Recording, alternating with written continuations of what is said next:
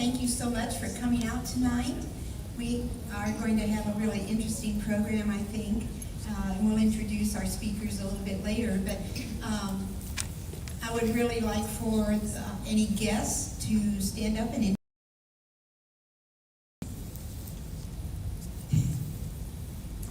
I'm Elizabeth McKenzie. I'm Gayla's daughter.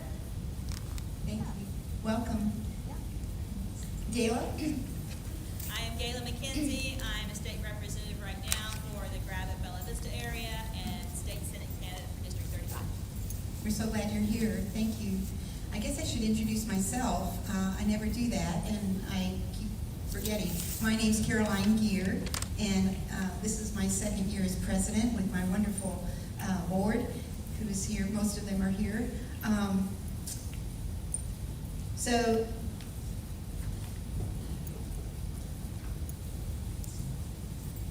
we want to start with a prayer because it's God first and country next. So we start with a prayer and then we do the pledge. So Helen, if you would come, please.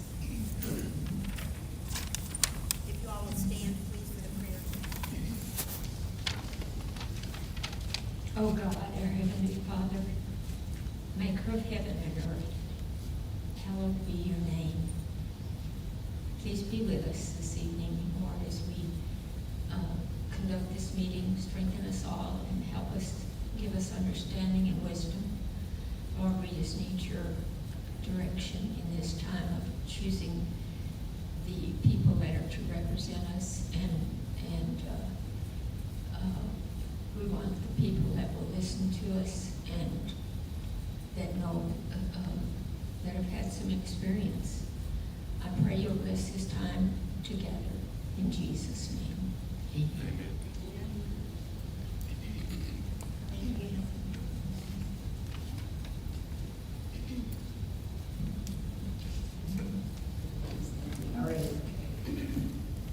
I pledge allegiance to the flag of the United States of America and to the republic for which it stands, one nation, under God, indivisible, with liberty and justice for all.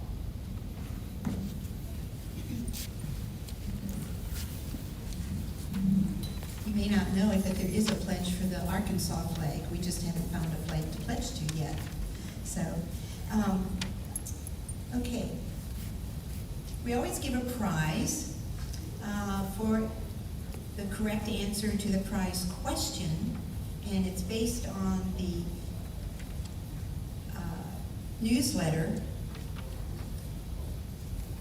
And so I'm going to ask, in 1924, Calvin Coolidge signed into law an act. Does anyone know or remember what that act was that was really important? I know there were a lot of laws, but the one that was in the newsletter. 1924.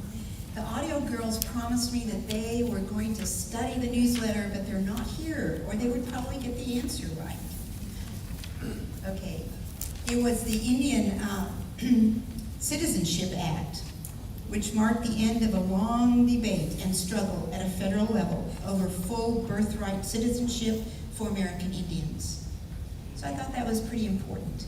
It goes along a bit with Juneteenth, which was yesterday.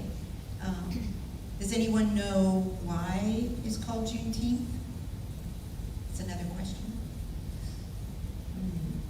Yeah? Delia, do you know why? On June 19, 1867, 2 years after the Civil War 67, ended in Texas, and made a proclamation that the slaves had been emancipated. Yes, that was the date that the federal agents actually made it to Galveston to let the slaves in Texas know about the Emancipation Proclamation, which had been made in 1863, actually. So, yeah, so that was good. Good job. Delia, I don't believe you introduced yourself when we were introducing ourselves, so sorry. Excuse me, as I eat my brownie. Representative Delia Hawk from this, District 91, a member of the Siloam-Springs GOP women. Yes, we're so glad to have you. All right, so I can't give away my prize tonight again. But we'll save it. We'll save it next time. All right. So I would like for someone to read the encouraging words. Really loud. Diana, you want to read those there? You men have virtue to withstand the highest bidder. George Washington. Yep. It's about virtue. Few men have the virtue to withstand the highest bidder. I think that's part of our problem now, isn't it? A lot of bought representatives. George Washington was a very bright man. Okay, our program tonight is on the school board. We have two newly elected school board members. One has been here for a while on the school board, and then one is new, brand new. So we want to hear from each of them. And so, Christy, you want to come up and introduce them? So Brian Lamb, he has served on the school board for 24 years. I knew it was around 20, but 24 years. So he has a lot of experience. So he should be able to answer any question that we have. And then Chris Wharton, he is new. He was just newly elected to the school board for the first time. And so he's going to come and kind of tell a little bit about himself and why he wanted to run for school board. So I think we'll have Chris come first. We'll have you come first. That's okay. And then we'll follow with Brian. Oh, yeah. I don't think you'll need 15 minutes. Oh, I don't think so. No. I wouldn't think so. Yeah, yeah. Well, thank you very much. I appreciate the opportunity to come and speak to you all tonight. They asked me just to tell a little bit about myself and why I wanted to run for school board. So I'll do that. As I begin, though, I had to look up and study your organization just a little bit and found out that the National Republican Women's Organization was the largest grassroots organization since 1938. And what I found most intriguing about that is our teachers, and since education is kind of a focus for me, our teacher force in the United States, there are 4.5 million teachers in the United States, and 74% of those are women. So kudos to women. I mean, I wouldn't be here without a woman. So I thank God for my mother. I also thank God for my wife. But a little bit about myself. I'm a lifelong resident of Siloam-Springs. My parents moved here when I was about a year old from Bentonville. So I've lived here pretty much all my life, my known life for sure. Married to my wife, Cammie, who's with me tonight. We've been married for 25 years and have lived in Siloam-Springs all of our married life as well. We have two children, two daughters. Michaela's my oldest. She's 21. My youngest is almost 16. Hard to believe. I know I don't look that old, but I am. My youngest is almost 16. Cameron, she's going into her sophomore year at the high school here in Siloam. I have been in the workforce for approximately 30 years. In that 30 years, I was in education for 10 years. I have worked in both public and private sectors, charitable organizations as well. I like to say that I'm an American by birth, a leader by example, a dedicated follower of Jesus Christ, and here by the grace of God. So my parents are Mike and Diana Horton, again, who have lived here since 1976. My dad pastors Trinity Church out on Highway 59 South, has pastored there for 38 years. And I've been blessed with some amazing people in my life. Most of them from right here in Siloam-Springs, where my heart is. And truly my heart wants to be a servant and give back to the community of Siloam-Springs. And what better way to give back than investing in our kids and serving the parents of the Siloam-Springs School District, or the grandparents, or the aunts, the uncles, whoever it may be. But why I'm running, or why I ran, past tense now, for our kids. That's my number one priority. And also for our teachers who truly have a passion to teach, I believe, and for parents who are truly concerned about the direction of our educational system as a whole. Would you all concur with that you are concerned about our educational system? I thought you probably would. I am as well. I grew up in a home, of course it was a pastor's home, but I grew up in a home where we knew what was right and what was wrong. We were taught what was right and what was wrong. And I don't want our kids growing up in a society where wrong prevails. It seems like it's almost discouraging anymore. You get up, you listen to the news, you read the paper, listen to social media, whatever it may be, and it seems like everything is negative. What was wrong is now right. What was right seems like it's questioned. And that just wasn't the case when I grew up. There was a black and there was a white. And so I firmly believe that instruction needs to be reiterated to our younger generation, that there is a right and there is a wrong. And so I don't want our kids growing up in a generation like that. Our kids are worth fighting for. I believe that. They're our most valued gift from God. When we have some states that are already having to pass laws to protect children as young as kindergarten from receiving sexual orientation education, I believe we are past the point of being complacent. And we have to have groups, organizations, concerned Americans. I like how you started off God first and then our country. Absolutely. We have to have groups like this that are concerned enough to do something about it and just not say, oh, well, that's just how it is these days. We have to stand up for what we believe is right. I also ran because I felt that our standards should be raised instead of lowered just to maintain the norm or the status quo. I also think that discipline and conduct expectations should be raised and then follow through. You may find Dad was, I feel like I can tell you all this, Prue. If my dad said I was going to get a whooping when I was a kid, I was going to get a whooping. I didn't have to second guess it. Yeah. It was going to happen. So I think our discipline standards need to be raised, and then we have to follow through with that for the standard. So I think our standards need to be raised. Even though I ran for Zone 2, I truly believe I speak for the majority of all parents, especially in our area, in our Siloam-Springs area. Just because the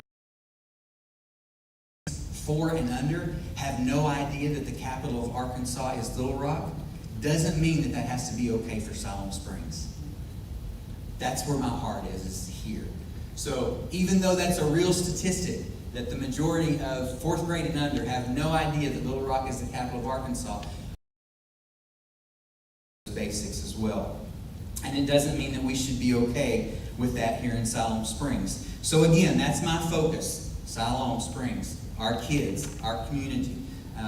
Reinstating, reinforcing, reiterating the basics of America, of our Constitution, of what makes this republic so great. So that was the reason that I ran and wanted to run.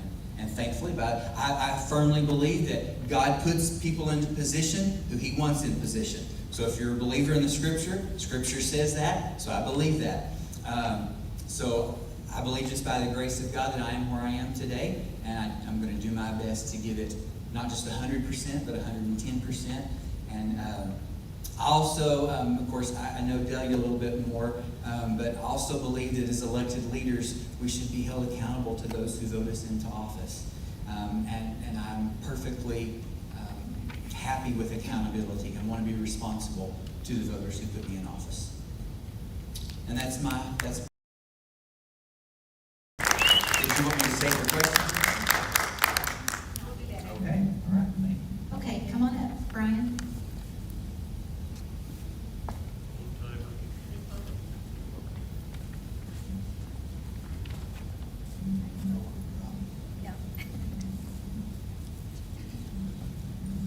Well, I'm Brian Lamb.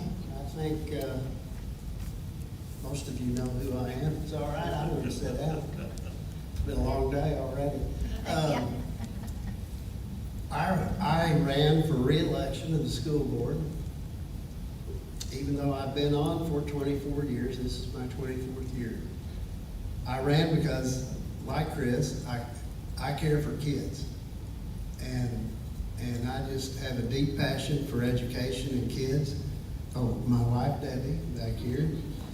She's been a teacher in the Springdale School District for 16 years. She can't teach in Siloam because I'm a sitting board member. Really? State law, yeah.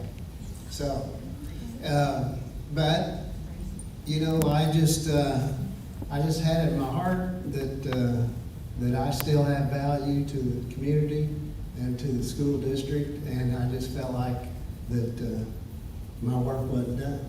I'm kind of like Chris, that I think this is God's vision for me to work with kids in the school district. That's the way I'm supposed to give back to the community. I firmly believe that. We have all kinds of hurdles that we face in the future with the education, but we have dedicated staff, dedicated teachers. We have some issues with kids and things happening, you know, that we all know about. But the staff is dedicated and leadership is solid, and I think that as a board we're solid and look forward to another 5 years. And it's funny because when I started to ponder, I will say, about running again, I didn't realize I'd been on 20 years. It just seemed like yesterday that I started this journey, really. And you know, you tackle what's in front of you by the week, by the month, by the year, and then something else happens, and you know, I just kind of lost track of time, really. But I love the community, and I love the school district and the kids and the teachers, and I just feel very privileged and honored to know that the Zone 4, that they have faith in me to continue to lead the school in the right direction. That's very meaningful to me. With that, I guess I can say that I had a few things, maybe some school board duties that maybe that y'all don't understand or don't know. Yeah. So I just thought I'd bullet point a few of those. Number one is our biggest responsibility is to hire the superintendent. Superintendent leads the district. So for us, that's the biggest thing we do. I've been through that twice, and it's an extensive time and a lot of sleepless hours and a lot of prayer and doing the right thing and leading me in the right direction. You know, that's a big deal. And then yearly, we evaluate the superintendent, and that's by law. And we have a process, Chris will learn about, that we go through. And actually, the Siloam board, back about 5 years ago or so, they redid all the superintendent evaluation process. And we've always done it, but now it's a Arkansas School Board Association document type thing, and we serve to help get that angled the right way, and that was about a year process. It was really interesting and fun. It was worthwhile to serve on. And then we also set the salary for the superintendent, and we did something a little different this past year that you may not know about, may not care about, I don't know. But we pulled the superintendent's salary there's a salary schedule, public knowledge. You can go on the web. Superintendent makes anywhere in the state. And there's a salary schedule. And we've always been, our superintendent's been on the salary schedule, and automatically teachers get a, I don't know this one, like 3% step raise or something. They get this yearly, and then anything above that, like we did the 750 increase this year, that's above that. So anyway, so we pulled out the, I may be going too long. You guys cut me off if I could talk for hours on this. We pulled out the superintendent's salary this year so we can it can be known, we'll vote on it each year, up, down, whatever. And that's decided on by the 5 board members. And then, you know, it's our job to follow the mission and vision of the school district, give direction, and I have kind of an example of making sure the building needs are met, and the buildings and all that's happening, and also the implications of student enrollment, up or down. You know, that's a big deal. In decreasing school enrollment, you have more teachers than you need. In increasing, you get state funding for that, which helps, and then that's a good thing. So then, you know, it depends. And then by grades, you know, there may be 300 in this grade, but it's probably going to be 360 in I think it's 6th grade this year, something like 5th grade, 6th year. So then you got to start shifting teachers, you know, and the principals do all that, but still we need to know about that. And then most importantly is to follow all the school laws. And you know about the school laws back there, and there's a bunch of them. And every time that they constantly change, and it's legislative action that happens in Little Rock, and really the schools are run really by the legislature. Yeah. They set the laws, if you want to get technical about it, and then it's our job to follow them. And then we oversee the finances of the budget, and that's a major deal.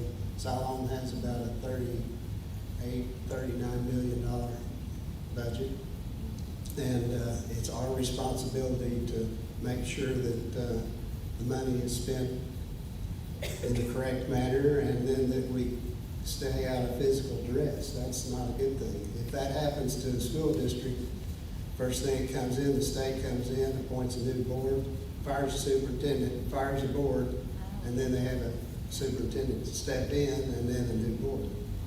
And that's not good, and it happens. It happens around the state. It's a sad deal, but it can happen. And then we have an annual audit when we're on finances, and we do a state audit. A lot of districts have their own auditors come in. State audit is provided by the state, it costs us no money. It's provided to the school district. And then we get the report reviewed at Little Rock and okay down there, and then we move on as long as it's good. And I can say that in the last 5 or 6 years, it's been spotless. So I'm proud of that. That's a big deal. And then we approve all the policies that come before us, and that's our Association of School Board in Little Rock. They do a lot of that work between the legislature, and then they do all that for us, and it's very nominal fees, because you'd have to have a full-time person to keep up with all this stuff on the district. So they do that for us, and then we approve all that, and then we have to follow that, and we have to enforce the policies. We have 1 meeting a month, and usually more, and we visit the schools. That's important to me. We kind of got away from that with COVID, but we try to visit a school monthly. We go eat lunch in the lunchroom, and then see the students, and then go visit some classrooms and see what's happening at each school. That's always fun. The teachers appreciate it, and principals and the students like to see us too. And I think that's important for us to be visible, get out, and get to visit with teachers. Then there's some not so fun stuff is student hearings and personnel hearings, and those are generally very confidential, but unfortunately that is part of our job. Is if a student does something that's not good and rates to the point of coming to see the board, it's usually some sort of a dismissal for a period of time that we usually decide on. And we try to really be fair and consistent on what we're trying to do, and that's tough. That's really tough. You see and hear things that are really not good. We approve, let's see, another one, we approve all the certified staff hires, so we keep up with that. And then we have to have board training for new board members. I think is it 6 or 9? Do you know, 9 hours? And then for standing board members, it's 3 hours per year. So we go to training sessions and doing now, since COVID, we do some Zoom stuff, and I like that a lot better because we don't all have to go to Little Rock. That's a pretty big deal for all of us to get up at 5 a.m., drive to Little Rock, go to a training session, then drive back. You know, it's hard, and it's hard to get us all together to do that. But we learn all kinds of things in training: school law, regulations, school finance, improving student achievement, school operations, community relations. And that's just kind of a quick summary of what we do. And then, I should have said this first probably, but during my campaign, I kind of picked, I called them objectives, top 5 objectives that I want to try to focus on for this year and the continuing 4 more 5-year terms. This first, of course, is trying to take care of our teachers and increase teacher pay as much as we can. Secondly is focus on, my whole campaign was on student health and safety and all that stuff. And let's see, we need to, and I'd like to see us, our career technical education. That's a wonderful high school, and we can expand on that. We need to work really hard to that because all students, when they come to school, not all students are going to go to college. This is the way it is, you know. And I tried college for a while; it wasn't my thing. But, so that way, we have where they can learn a technical job, and our industries have helped with this. And they can go through that program, and they can be hired on at Simmons, right? We need to improve our fine arts opportunities as well. We have a great arts program. We have a great choir. We have some things going on in there, but I think there's some opportunities for that. And we need to maintain, which is parent and teacher involvement in the district. It's important that we hear from both the parents and the teachers, and it can get kind of touchy at times with the teachers. But you know, I want feedback. I want to hear from people, and some things I can talk about, some things I can't. But I'd be glad to listen, and that's important. And then another one, I just sat on the city strategic plan or community plan, whatever. It was like a 20-year plan, and that was really interesting. And we did, in the school district, we did it all back when Mr. Ramey was here. And we haven't done one for a while, so I think that would be important to do a 10-year strategic plan to see where we are and where we think we're going to need to be. And those are expensive. I'm just saying it's expensive. But I think we need to at least see what the cost might be and do that, because, you know, in school business, we deal with what's happening today, but we have to know what we need to be doing in the future.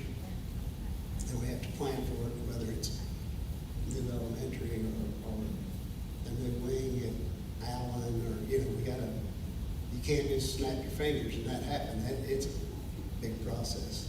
So I think is that enough? I can talk a long time. That's great. I have a question. So, Well, let's get a vote up here for questions. okay. Yeah. Well, Chris can come up. He may not know the answer since he's new, but Yeah, well, yeah, sure. we'll see. Right. You guys will need to keep a little distance from one Oh, another yeah, so the okay. mics don't interact. Yeah. You can figure Well, it out once you start talking. If they're too close together, it'll make a. Yeah, you can figure it out when you start talking. So it seems like that, just looking at the school systems, it seems like there's been a lot of growth with more kids coming in all the time, more families coming in. Yes. And I just kind of wondered if you kind of know like a percentage of the growth that's happened in the last few years or with kids? More kids? Well, I know that. it's ebb and flow. It changes yearly. There's a lot of growth in Northwest Arkansas. Right. And we've been fortunate. I think we grew like 100 some kids last year. And some districts are losing kids. And we're a society now, a mobile society. And I had another fact sheet. Let me change it. Because I meant to mention this. I was thinking about this with teacher retention, and we had a lot leave this year. I thought that we had 57 resign this year. We have 300, I call office and they look this up for me. We have 360 certified staff and administrators in the school district. And we had 57 resign, and 34 of the 57 went to different districts.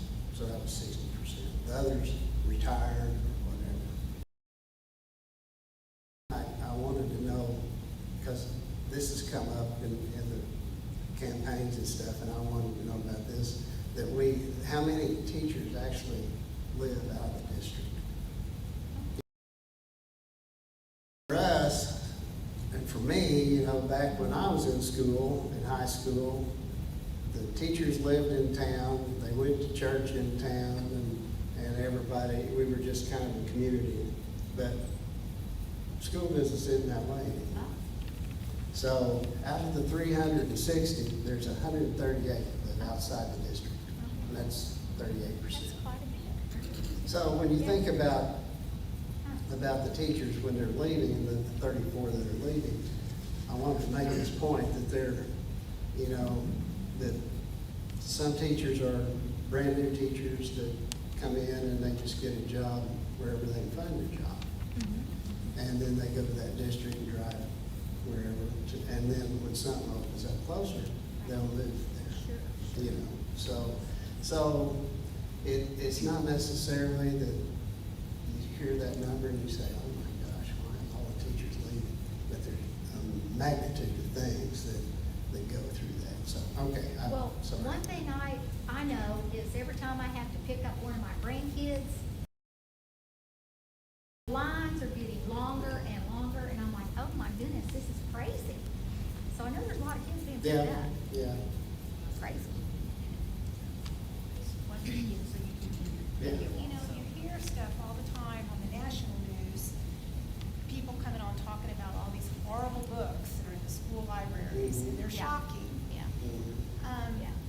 Who actually, I don't know what's in our school libraries, you all may know if there's stuff in there that shouldn't be, but how do books get into the library? Who makes that decision, and do we have reason to be concerned in Siloam-Springs? Are there things in our school libraries that we would all agree are inappropriate? Oh, boy. We can all tackle that one. I'm happy to start with that one, because I did dig into that this year. Okay. Start with that, and then I can tell them how to do it. I was involved in, to my knowledge, it was the first book chapter. As far as how the books get into the school system, what I was able to find out is most school districts subscribe to a club where books are just sent in. And there's no way for a librarian to be able to read that many books. Even though I would love to say, hey, we have enough staff that they could read all, it's really an unrealistic expectation for them to do that. I wouldn't expect them to do that. However, we have to understand that these outside clubs are being funded by groups and organizations that you and I necessarily may not align with their values. So we have these books that come in that are just put on the shelf because the club said put them on the shelf. And that's how they wind up there, just to be honest. And again, I'm not pinpointing any particular staff member because it really is unrealistic for anyone to be able to go. I mean, probably most of you have looked through a library. It's it would be infallible for a staff member to look through all of those. However, is there a concern for us in Siloam-Springs of what's in our libraries?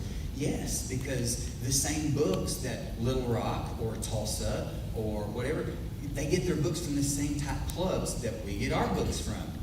So the only way to know that is to dig in, okay, where are these books coming from? What are the titles? And then, I think we've become so complacent about, oh, it's the schools, they're okay, we trust them. We've known Brian Lamb for however many years. Absolutely. Yes, do I trust Brian? Sure, I do. But there's no way that Brian can look at every book and know what's in our library either. So we have to do the part of studying those out. Are there books there that are inappropriate for kids? 110% there are books there that our kids shouldn't have access to. Florida is a great example of one that's had to look at changing laws because of books that are found in the public school system that most of their legislators had no idea that level of filth, for lack of a better word, is there, and it shouldn't be there. When content of a book is sent out to whoever it may be, if I was to screenshot a section of a book and email it to someone, and if their virus protection picks that up and shuts their computer down, do you think it's appropriate to be in our school system? Well, that's what happened with the book I challenged. So it's the fact of, and again, not pointing fingers, I'm just saying, we have to be responsible as parents, grandparents, aunts, uncles, teachers, whatever, to look and find out, hey, I completely believe that there is no one in here probably that would want any of that in our schools. Well, unfortunately, the job is to hunt it out and do our best to get it out. Now, I do want to applaud our current school board, even before I was there. When we challenged that book, our whole process was, hey, let's not just challenge this book to get it out, because we're not book banners, but we wanted policy changed. And the school board made policy changes that we were so happy with. It was like, hey, this is how we do it the right way. We all believe in free speech, absolutely. However, pornographic information available to 11 and 12-year-olds is completely unacceptable. Right. That's my opinion. Yeah. So the best way to counteract that was to appeal to the school board. Hey, here's a book that doesn't need to be here, but for future, let's change our policy so that this doesn't happen again. That's what happened. Yeah, and so it was a good, I felt like it was very productive, even though it was tense, it was productive.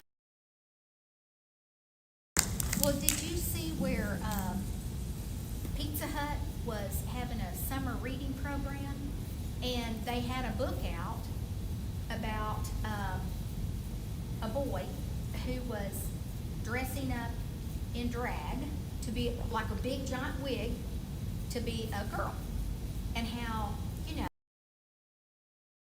great wearing the wig and being a girl, and he was getting all these compliments and all this, and I just thought, man, really? It's not good. And that was Pizza Hut for summer program, that's in this book. That's And- for small children. Yeah, it was for Under little kids. under third grade. Yeah, it was for little kids, really.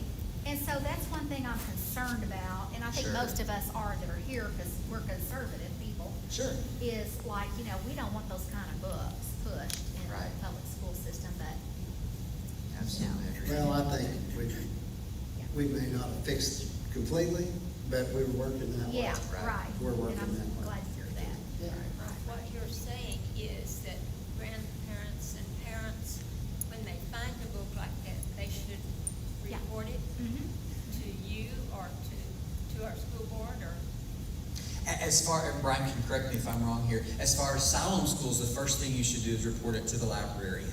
That's where you start. Okay. And there's actually a process that you go through. You meet with the librarian, the principal, and then it goes to a committee, and then it would go to the school board if it needs to escalate to that level. And again, let me say, I am proud of our school board, because they made it to where it didn't have to get to that level. It could be addressed much earlier, taken care of much earlier.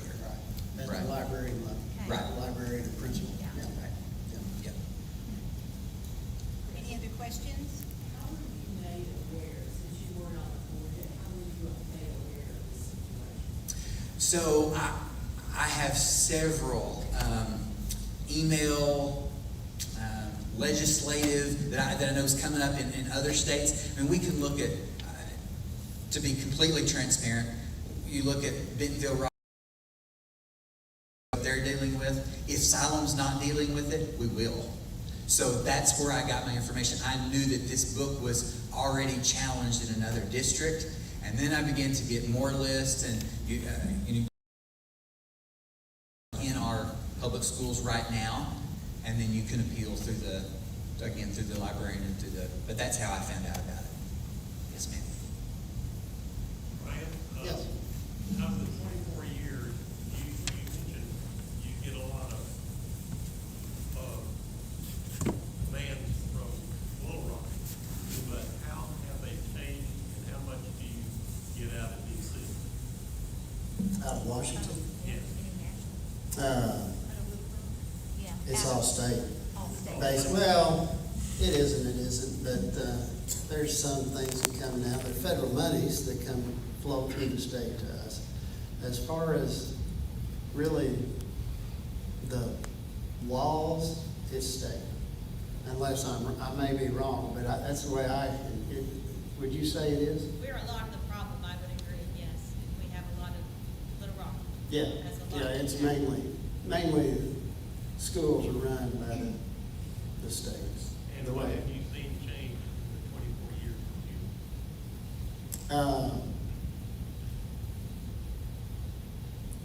A lot more laws, to be honest with you, and demands on the school districts.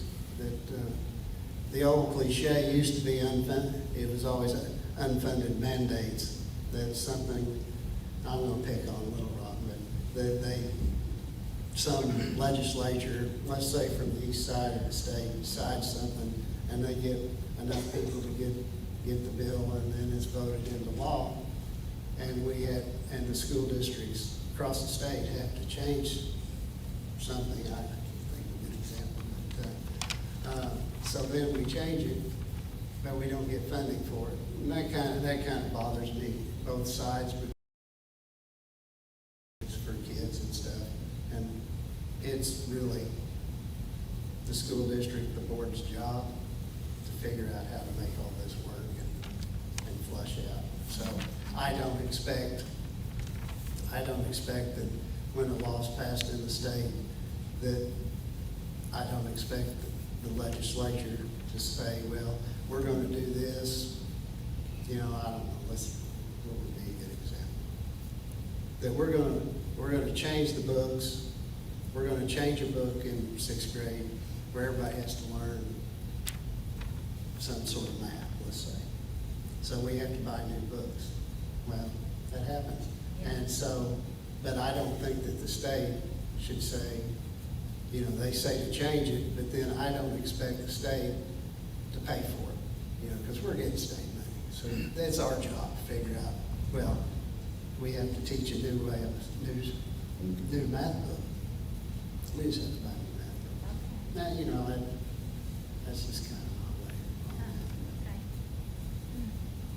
Question, thank you. I was just wondering if you have plans for the money that will be coming to the school district from the federal funds. There'll be a lot of new money coming. How you all have a plan for how you want to spend that in Siloam? The federal money, Is that code? I'm not aware of it yet, I guess. Oh.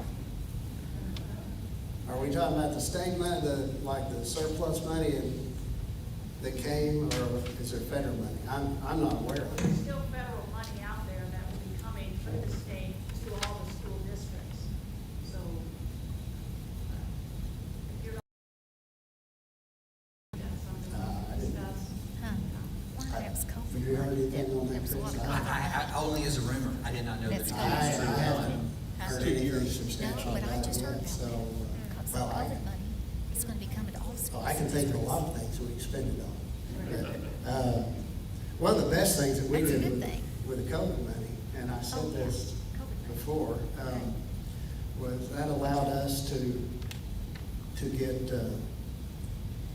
what was the term? it was instruction, it was instructional, not a facilitator. But what it amounted to is, since we missed, half a year of school and everything was behind and all this, and we had kind of facilitators one-on-one. And we would pull the kids out, and I witnessed this on one of the school visits. That's why those are so important. That the kids that are behind, they pull them out one-on-one and work with them just for an hour or two every day, and we saw great strides with that. So if some money's coming, I would be all for hiring one of those kind of, that's expensive. That's an expensive thing. You hire a teacher, you got all the perks, the benefits, and all that in it. But like I've said before, and we believe, kids first. We'll figure out a way to get them, and then we'll figure out the finances. And I would let me add to that just for a little bit. Was it 60% you said went to another district out of those that had? No, let's see. Yeah. Okay. 60. So if 60% went to another district, why did they go to another district? I would like to know that. Only because, and maybe this is because it's a little bit personal for me, left Siloam and went up to Gala's neck of the woods up at Gravett, because Gravett pays more than Siloam-Springs. So I would like to see some of that money. If we want to keep the best in Solomon, even my slogan for my campaign was restoring excellence in education. I don't want to lose our best teachers. So if that means that we need to pay them a little bit more to keep them home, then I think that should be looked at as well. Kathy, did you have a question? Didn't that say the salaries for the teachers? Ranges are. Yeah, but no, it's up to the district. Yeah. I do have a question. You hear horror stories about parents. It's almost like, how do you raise the parents so that you can raise the kids? And, I think there's a big gap in there of what to do. I didn't say that's an idea, but I just think that's horrible. We've got parents that are just hurting their kids because they shouldn't be parents. But I don't know what the answer is. It's just, how do we help the kids, but how do we help the parents grow up?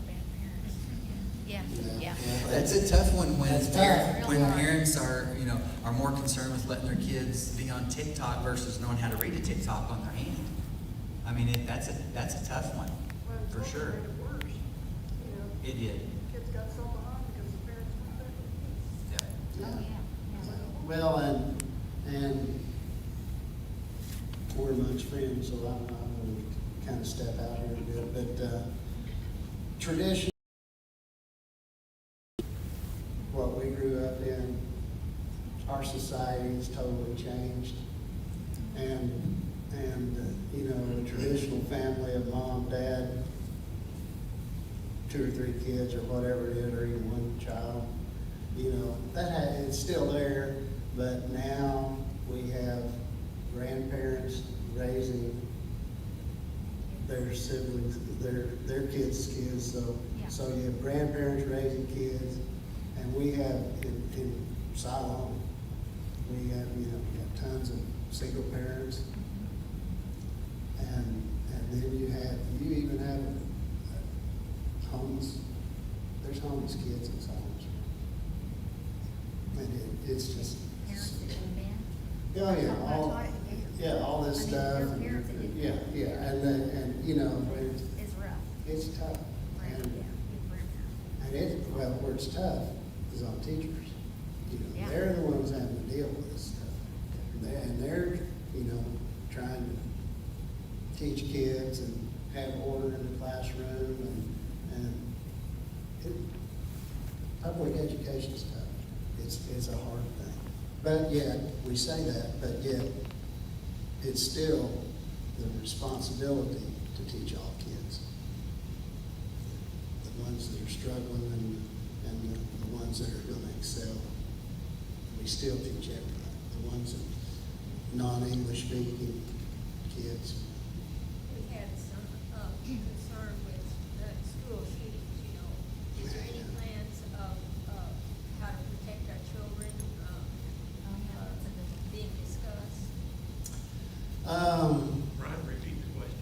Okay, this is on school shootings, and, you wanna talk about it, you want me to talk about it? I can tell you where we are. Okay. And Tell us then- where we are. And then Chris can chime in too. We're kinda ahead of the curve, I feel like, in Siloam-Springs.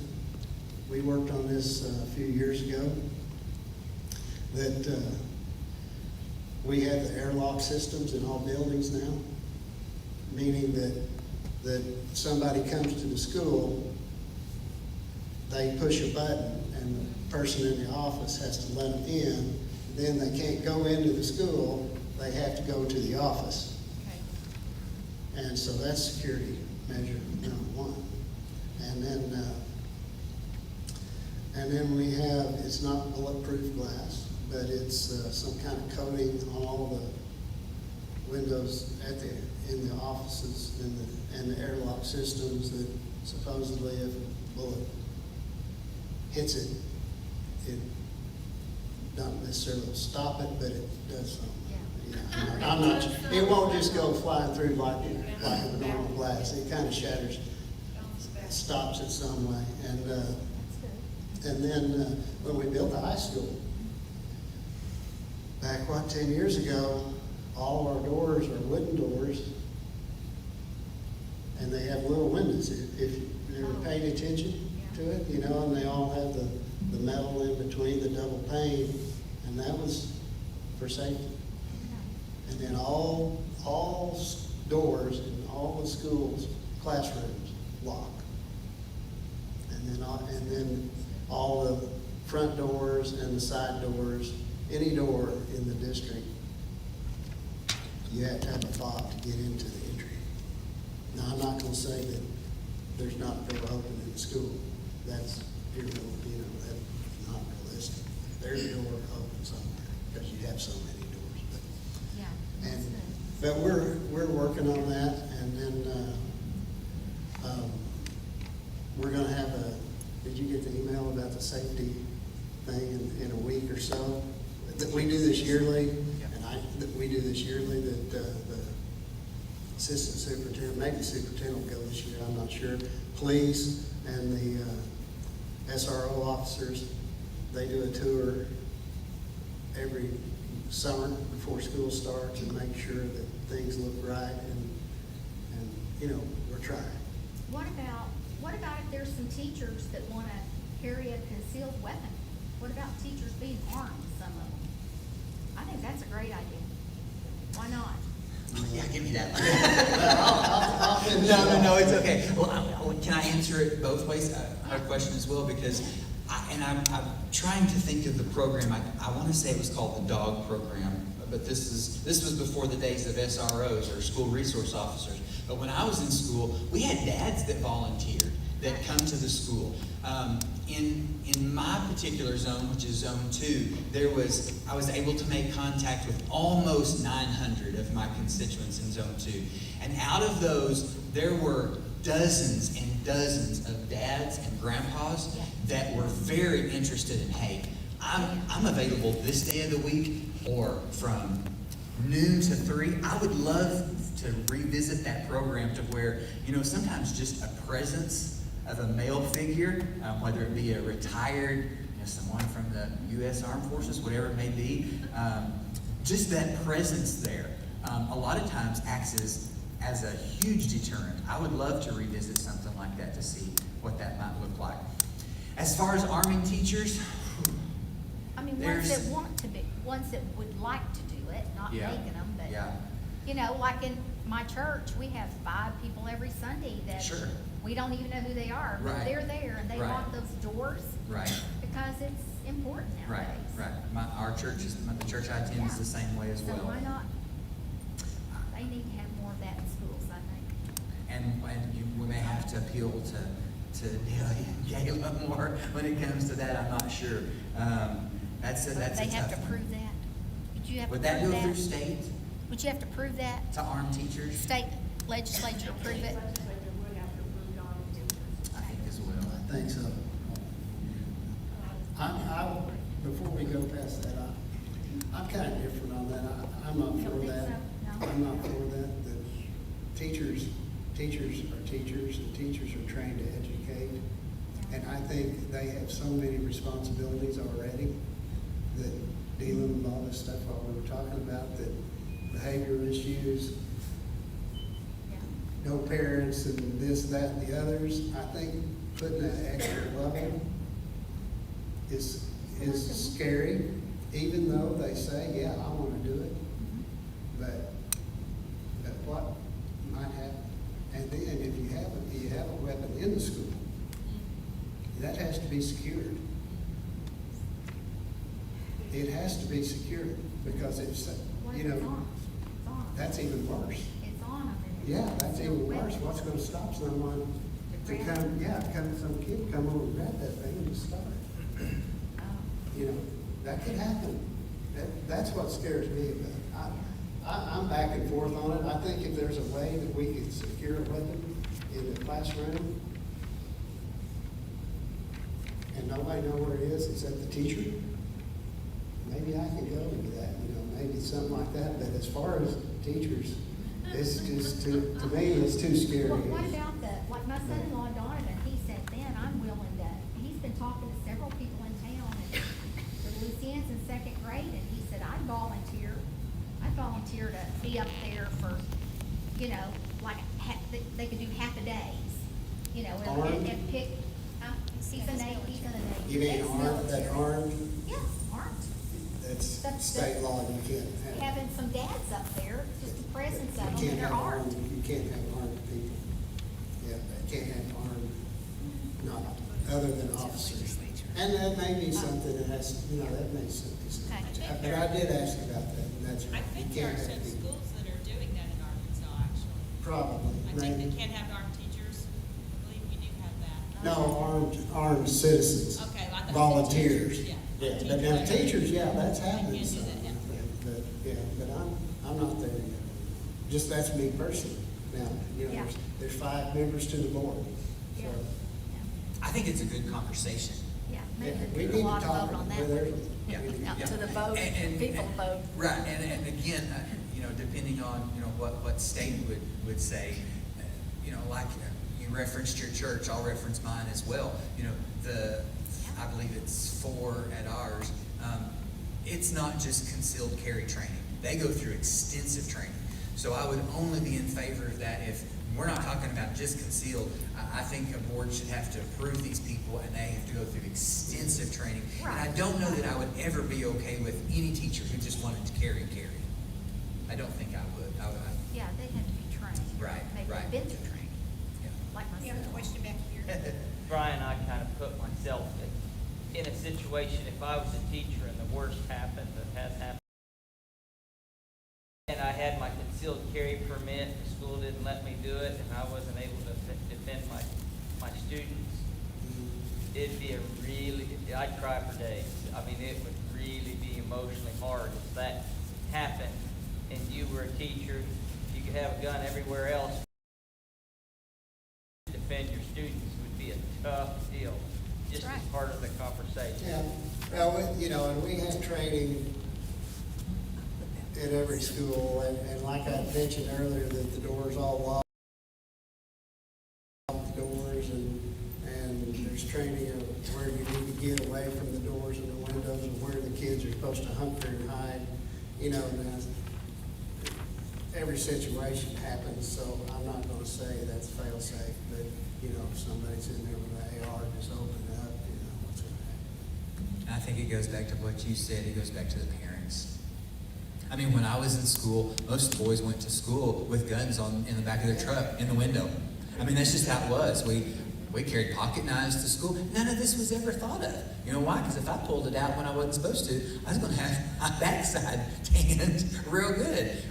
So we go back to what you said. It really goes back to the parents. Yeah, I've had conversations like that with people about all this that's happening nowadays, and I reference that back when I was in school. You know, kids, the country folks come in with their pickups and had a gun rack and had a .22 sitting in there with the windows rolled down and went to school, and no one ever bothered me. That's right. But that's not our society now, unfortunately. Have you guys even looked into see how many teachers are from ex-military? Because if they can military, I'm pretty sure they're pretty safe there. That's right. Protect our children. You know, I'm not opposed to it. I'm a listening and open-minded to all of it, but as of today, just what my stance on it. But, you know, we can visit this and work with it. I think it's gonna have to evolve in time. It's not gonna be a snap of the finger fix, say, let's arm the teachers or let's not. I think that as time progresses, and hopefully this doesn't happen more, but, you know, I think it needs to be open conversation with all areas and come to some kind of. I don't know how many ex-military personnel you have on staff. In the school district now? Good question. Yeah, that's a good question. I know a couple of people that have been ex-Marines that are trying to be school teachers. You know, I want to say though, if a teacher, you know, it splits her attention. The teacher needs to be watching the kids and let the law enforcement go after the bad guy. If the teacher's running around trying to get to the bad guy, who's watching the kids? That's a good point. And I think that's the job of the teacher. To They take know care of those the kids. They know those kids, they know which ones are gonna fall apart. They need to be protecting the kids and let the law enforcement do the job. And plus, law enforcement doesn't need to be watching out if suddenly there's another person in the building and you don't know whether bad or good. You know, I just think there needs to be a clear definition of who's gonna do what, and anyway, that's what. Yeah. Tom has a question. Is there a process on, when somebody feels that somebody is getting more trouble and they're posting some things a little crazy? Yeah, for the kid.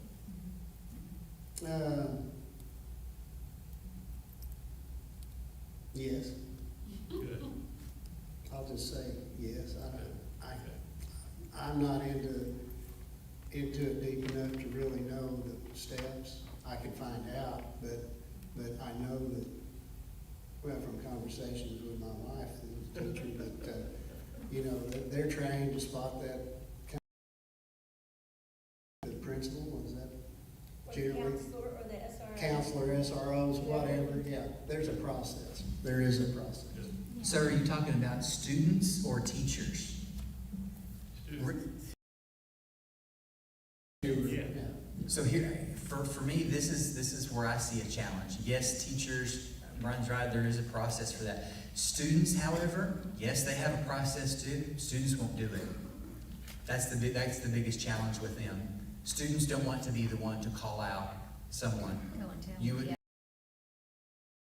That's where we have to encourage, our teachers, our parents have to encourage kids. Hey, when you see something that doesn't feel right, you have to tell someone. We have a thing that we use, and then they have it here.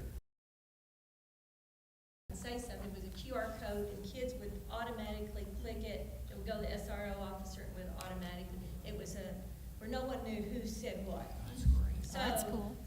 I don't know if we have that or not. That's We neat. ought to look into that. That'd be great. Post that all over the whole If building. you see something, say something, it was posted by every class. It took care of it. Now, when you were talking about guns, can I just say this one thing? In a perfect world, where every kid would sit where they're supposed to be sitting and doing what they're supposed to be doing, you have to watch, like, kids will get in your drawers, they'll come around to you, they think it's funny and cute. The last thing that you want to have happen is a kid would pull a gun and then on you or them. And it petrifies me. Now, I always have weapons in my room. Like, I had this huge pencil the kids thought was the cutest thing in the world, but it was always thought of as like, I'm gonna knock somebody's legs out under them, and these kids are gonna we got lots of extra scissors. I've got weapons, but the thought of, they think it's cute to get in your drawers and get around you and do things, and I had, of course, junior high. And but it scared me. I don't want anything to happen to my kids in front of me. So you would have to be very careful kids will come up to you and you can't hug them, but they hug on you, and they could grab something and just, they would think it was funny and cute in a New York minute, and then we'd be in a big serious issue.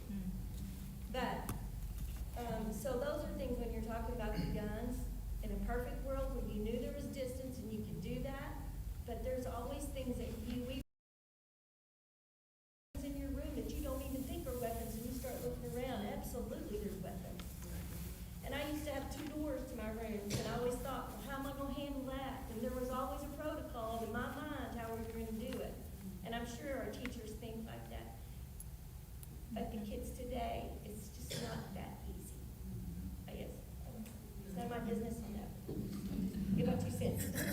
On another subject, I received a report that a child in the 7th or 8th grade was in the class, and the teacher gave out a survey that they were to write down what they thought about abortion, or just a whole range of social problems and concerns, and maybe even if they felt like they were conservative or liberal or what. And what does that have to do with teaching? Do you have is it from the state or what? I mean, in that case, you know, the parent didn't want to say anything because it would get the child in trouble. And so Go to the school board meeting. Yeah, would you go to a school? you could. You could go to the principal first. Really, it's always in the building, wherever the student is, the steps is principal, and then from there, you go to assistant superintendent, from there to the superintendent. But, you know, you could always, you know, we're public servants, you know, and like I said, I don't mind listening. Some things I can't, you know, you get into personnel and things, that's a whole other story, but I'm not aware that those surveys were done, so. You weren't aware? No. Probably didn't get reported, they just said, well, that doesn't seem right. Yeah. But And the parent really should go to the principal. That's the way that ought to work, is the parent should go, or guardian, I keep saying parent, guardian, whatever it is, or even, you know, somebody that can do it happen, they should visit with the principal and see what's going on.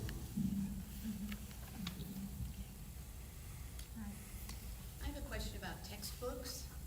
How are they chosen for Siloam-Springs School District? Where do they come from? Does the state have to approve them first, and then it comes to the school district? Maybe repeat the question. Okay, she was asking about how the textbooks come to the grade levels, right, to the schools. I know that we as a school board adopt the textbooks.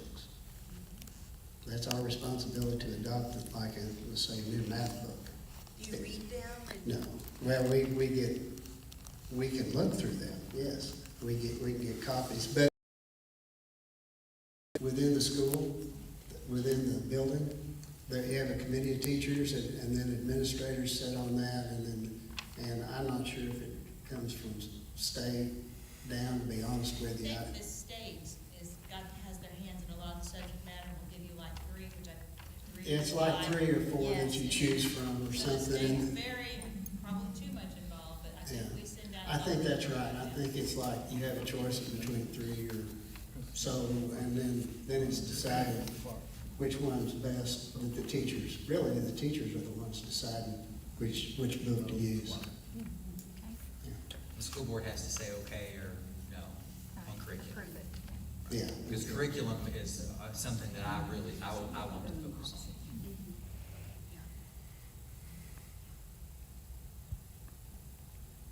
Okay, any more questions? We're kind of running out of time. We do have some business we need to take care of and some announcements. This is very good.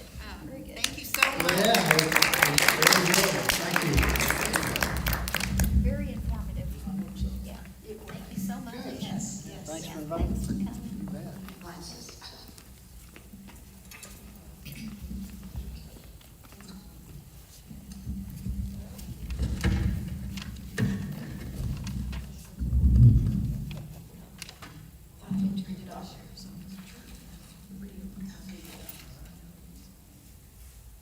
someone got my agenda. Well, here. Okay. Here we go. All right. Thank you very much. All right. We have a lot to talk about right now.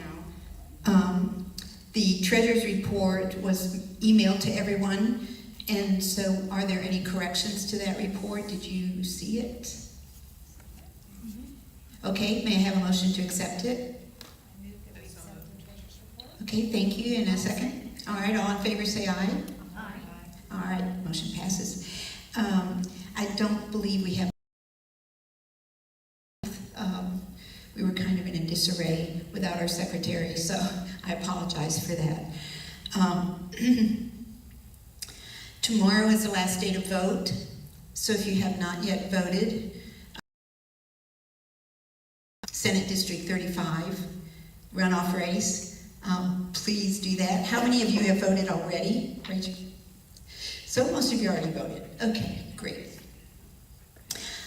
We are planning to play bingo at the American Legion building on the last Monday of this month, which is June 27th.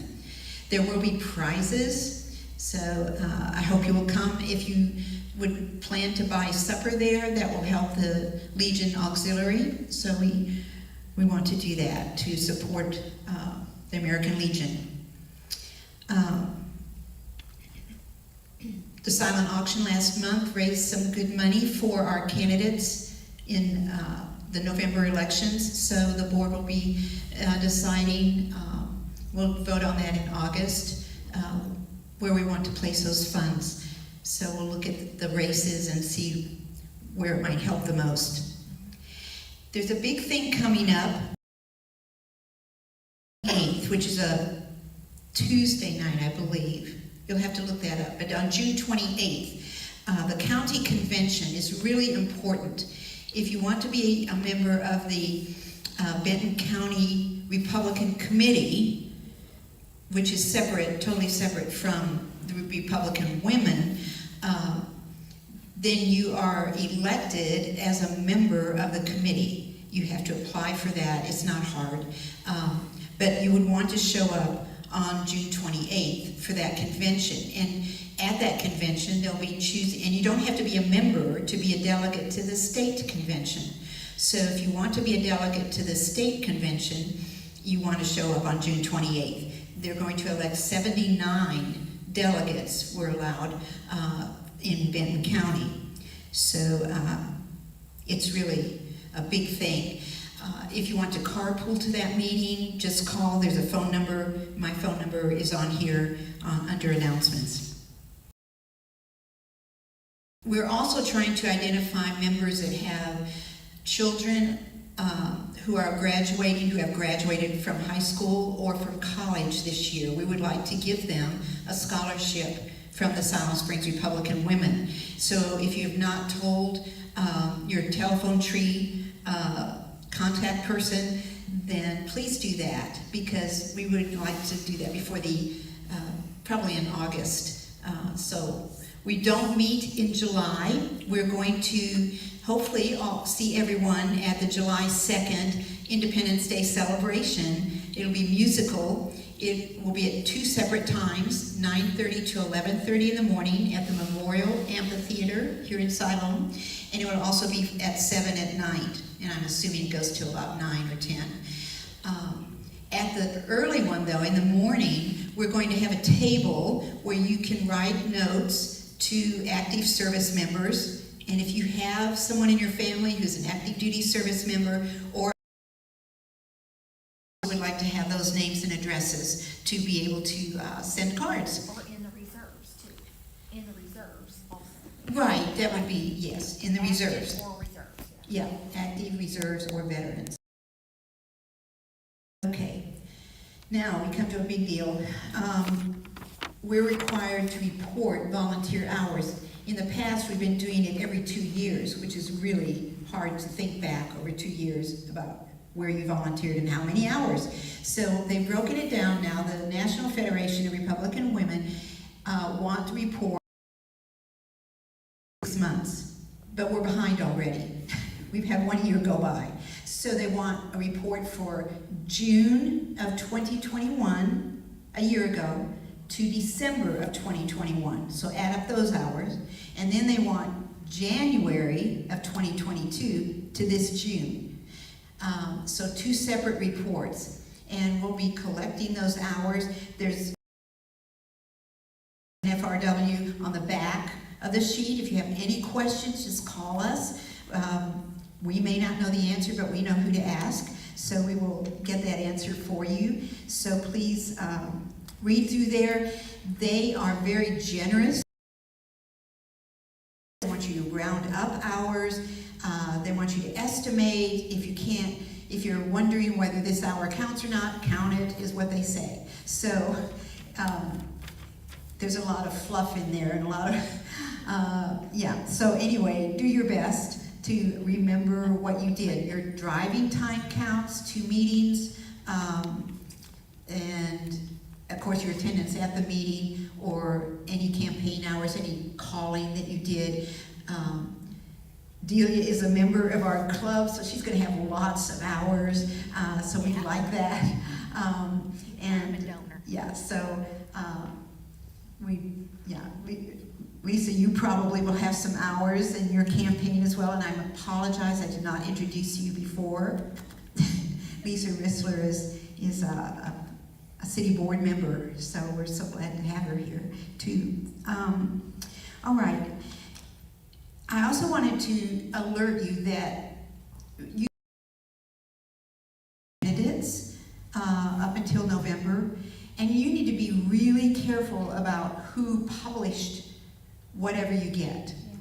It's always on there, paid for by, or the return address. You need to look for that because we've had a situation in this runoff election where Truth in Politics, I think is a group, something like that, has produced some material that was unfavorable and a little bit shocking in some ways. So please look at who produced it. It may not have been the candidate, so pay attention who it's produced by. And one other thing is that we need to elect new officers for next year. We're term limited to 2 years, and the whole board is now term limited. And so I'll be appointing a nominating committee. If anyone would like to serve on that committee and volunteer for the committee, I would love it. Please get in touch with me, but we'll have a committee of about 3 people. We'll be trying to find officers. So if you would like to serve, if you're not a member yet and you would like to serve, please join so you can serve. We want a fresh slate of officers. And we've got a lot of new members, so please encourage each other to get involved, okay? Is there anything else that I've forgotten? I think I covered everything on here, plus some. Does anyone else have anything else they'd like to announce? Okay. Do I have a moment? Well,